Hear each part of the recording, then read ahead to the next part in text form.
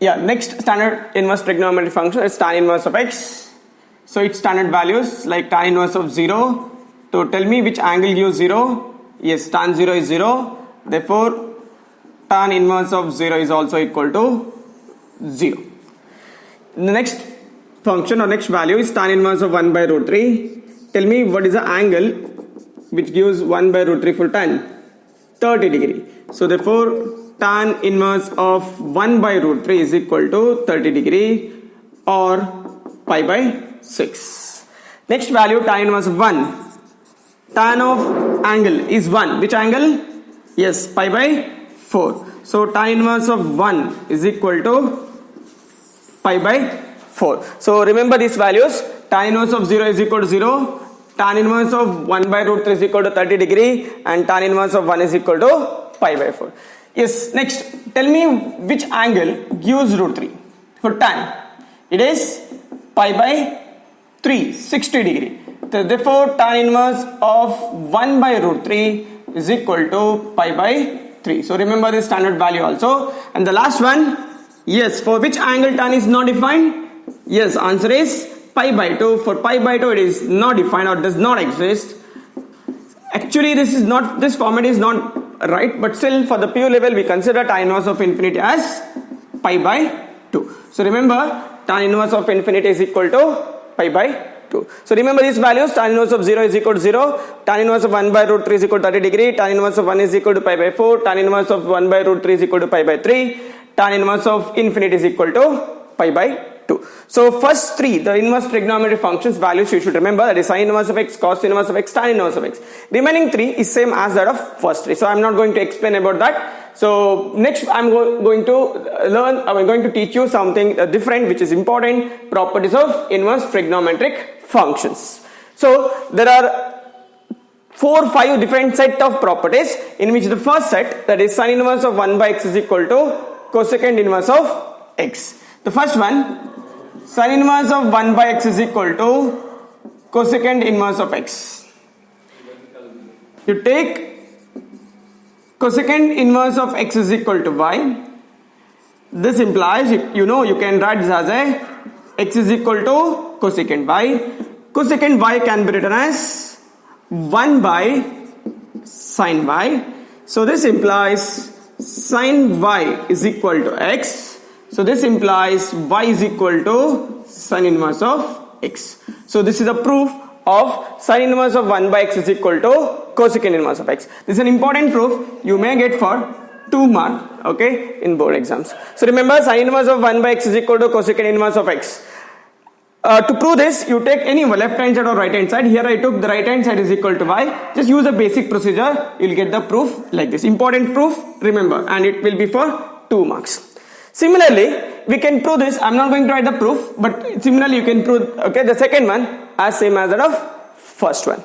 The next standard function or next property is secant inverse of 1 by x is equal to cos inverse of x. The proof is same as that of the previous one. So here I will take LHS, that is secant inverse of 1 by x is equal to y. So this implies you can write 1 by x is equal to secant y.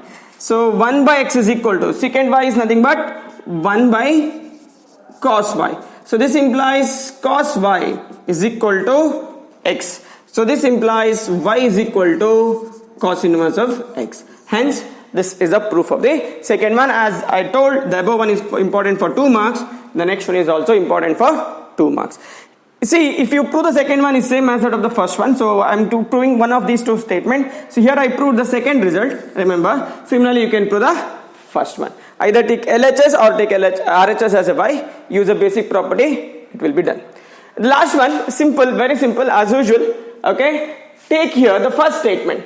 I'm going to prove the first one, that is tan inverse of x is equal to cot inverse of 1 by x. So let me take tan inverse of x is equal to y. So this implies x is equal to tan y. This is also equal to 1 by cot y.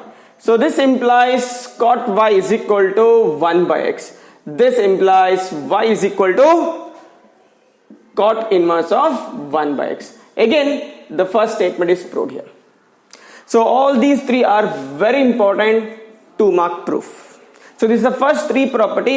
Here no need to remember both, but remember one, other one you can remember easily. So this is the first set of properties of inverse trigonometric function. I'll repeat again. Sin inverse of 1 by x is equal to cosecant inverse of x. Cos inverse of 1 by x is equal to secant inverse of x.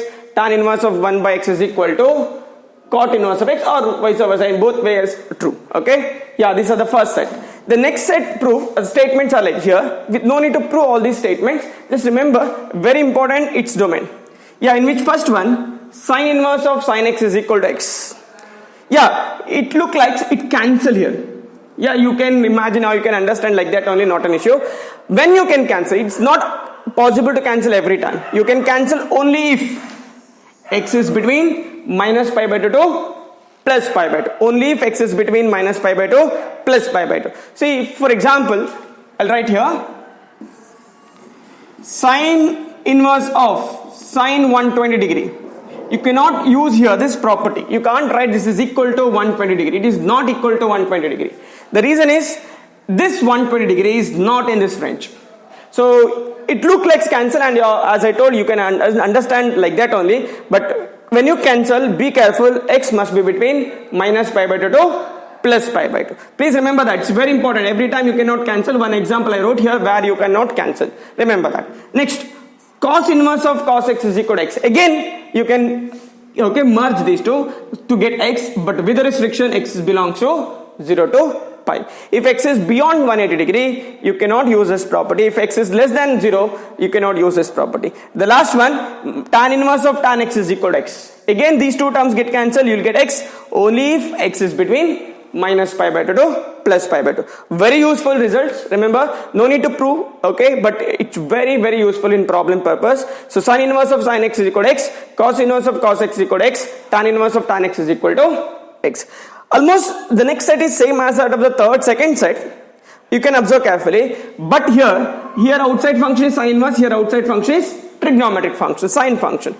Again, it cancel, or you can understand like that, but not every time. The y must be between minus 1 to plus 1. If y is beyond this interval, you cannot use this property. You cannot write directly y. Similarly, cos inverse of y is also equal to y only if y is between minus 1 to 1.